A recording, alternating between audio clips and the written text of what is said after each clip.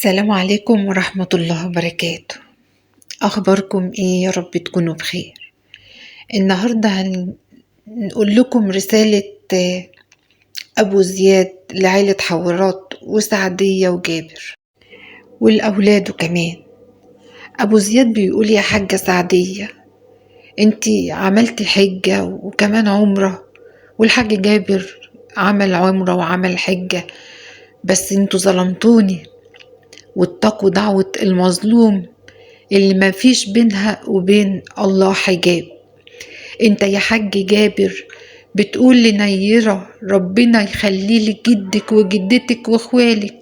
طب كنت قولوا كل اللي بيحبوكي: هو مش انا ابوها وبحبها؟ هو مش انا سبب وجودها في الحياة يا حاج جابر؟ وكنت شايل بنتك في عينيا ام زياد يا حاج جابر. انا قصرت مع بنتك وهي عايشة عشان تقصروا معايا وتاخدوا ولادي مني وتعصوهم عليا يا حاج جابر.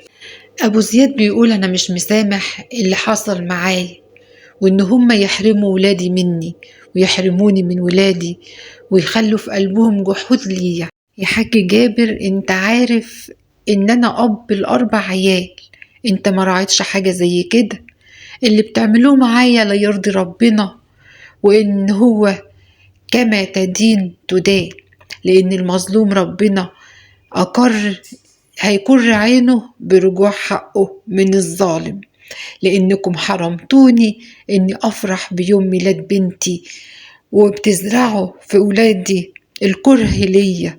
ورسالتي لزياد ونيرة بحكم انكم كبار: اتأكدوا ان اللي هتشوفوه بعد موتي من حزن شفتوه في عينيا وفي كلامي في فيديوهاتي هيكون ألم وحسرة ليكم وندم على بعدكم عني. وتأكد يا حاج جابر ويا حاجة سعدية اني بحتسب اللي حصل معايا عند ربنا، وان شاء الله هتشوفوا عجائب قدرة الله في ظلمكم ليه. أخيرا أبو زياد وجه رسالة للمتابعين اللي بيحبوه وزعلانين علشانه ومتأثرين من اللي حصل معاه، وولاده اللي مش بيشوفوه ولا بيشوفهم ونسوا خالص ان هم لهم اب، كأن امهم ماتت وخدت معاها ابوهم. وده كمان احساس صعب ما يحسوش الا كل اب بيحب اولاده.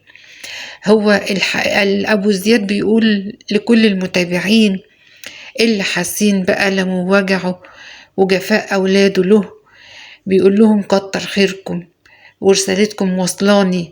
وكل اللي بيآزر أبو زياد هو بيقول له: على راسي مؤازرتك ليا في وضعي اللي أنا فيه، وإن أولادي بيحتفلوا بعيد ميلاد بدوني وفرحانين من غيري، وأنا حزين وما بنامش من الحزن اللي نفسي أحضن فيه نيرة ويحيى وزياد ولادي.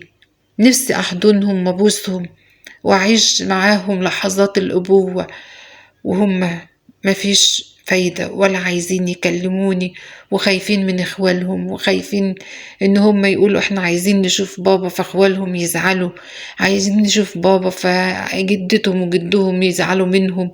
فالعيال نيرة بتعيط في عيد ميلادها، أنا عارف إن هي حزينة إن أبوها مش معاه، لكن هي خايفة تقول لإخوالها أنا بحب أبويا ونفسي أشوفه وقابله، وأنا وإخواتي متأثرين من بعد أبونا عننا، لكن هم خايفين منكم.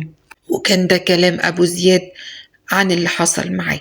الرسالة اللي بوجهها لعيلة الحاج جابر: يا عيلة الحاج جابر، يا حاجة سعدية، يا اخوال نيرة، يا ريت ترجعوا الود ما بينكم وما بين أبو زياد، وافتكر ان هو كان بيحب بنتكم وان هي خلفت منه اولاد واربع عيال، يعني كان في عشرة وكان في حب وود وتفاهم. ليه الأسوأ وليه نبعد الاولاد عن ابوهم ونخليهم يرتكبوا معصية العقوق؟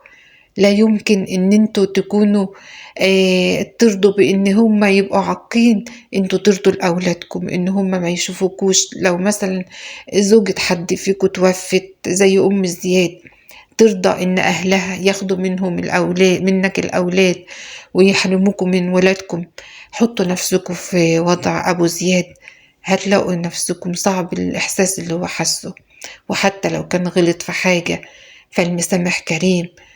ورجعوا الود القديم، وخلوا الأولاد ما يبقوش عندهم عقوق بأبوهم اللي هيجي في يوم وهيعملوا معاكم نفس اللي عملوه في أبوهم، لأن انتوا علمتوهم قسوة القلب، وإن هم يغدروا بأبوهم ويبقوا قاسيين عليه القسوة دي كلها. فبالتأكيد هيترد لكم في ان هم يقسوا عليكم انتوا كمان. وانتوا عيلة احنا بنحبها وما نحبش نشوف منها الغلط.